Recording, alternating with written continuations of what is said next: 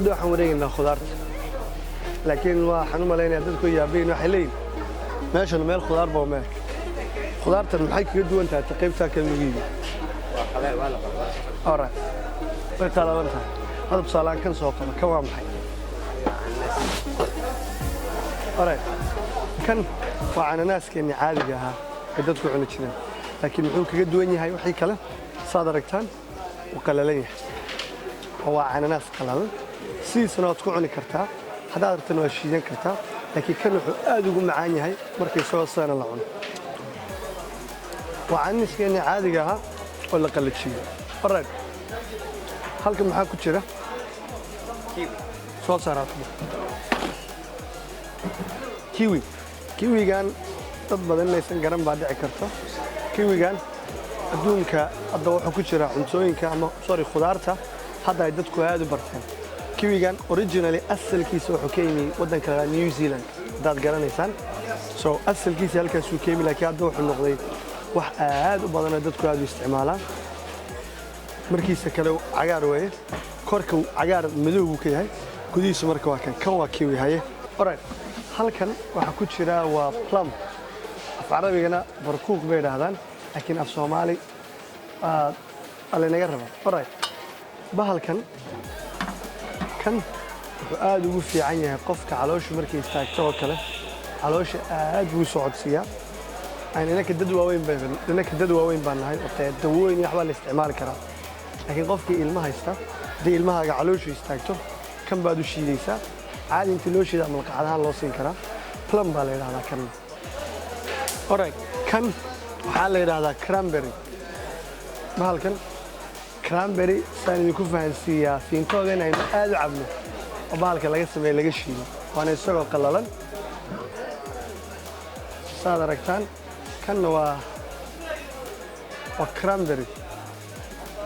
sharaabka waxaan u malaynayaa qof aan sharaabka Soomaaliya sharaabka fiintooga garanayn ama aan dhadhamin uusan jirin bahalkii laga sameeyay marka waa cranberry baa la yiraahdaa alright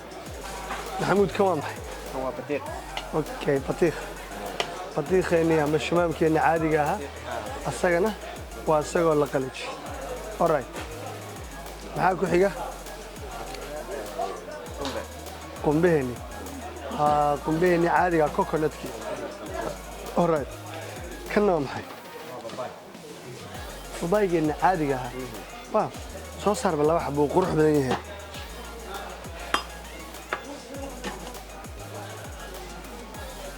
alright kan waa babaygeeni haddaan halkaan nimaadno marka kan waa maxay kan limbambeelmo alright limbambeelmo cagaar soo qabo alright hal wax baynu marka aadi doonaa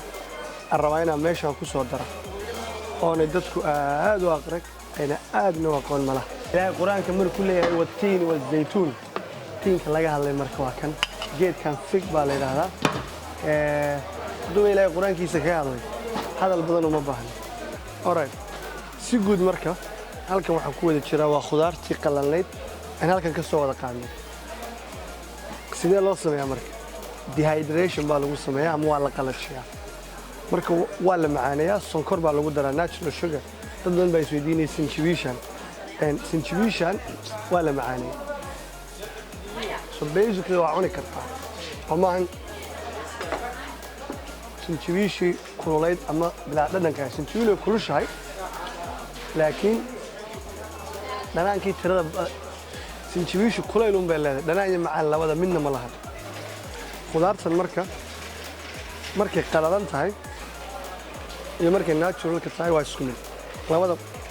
markan hadda la qalajiyo ay fiber badan tahay kow lambar laba khudaartu markay san u qalalan tahay waqti dheer yacni markay freshka tahay iyo markan waqti dheer bay oli kartaa sababtoo ah markii wax la qalajiyo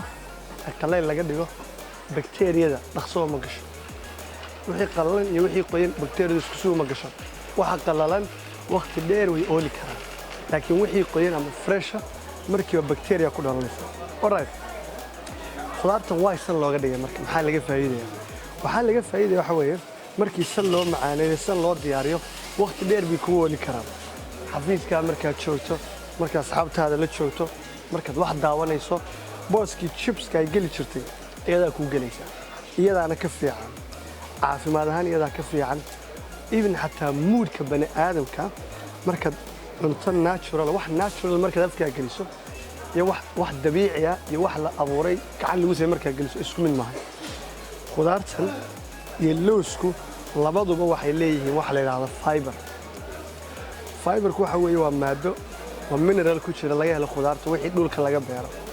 waxyaabo badan oo ka mid yahay dhiigga fiberku waxay hayso inay dhiigga nadiifsay ku jirta lowska waxa halka yaalo dhan baa laga helayaa in socodka caloosha boqolkiiba boqol kuwana ka qayb qaata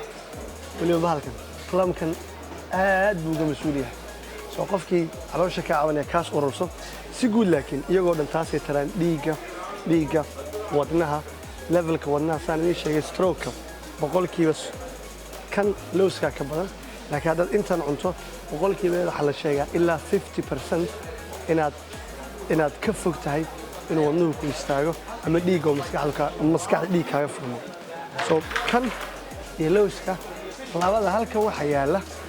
waxaan oran karnaa supermarketka waxa yaala waxa halka yaala ka caafimaad badan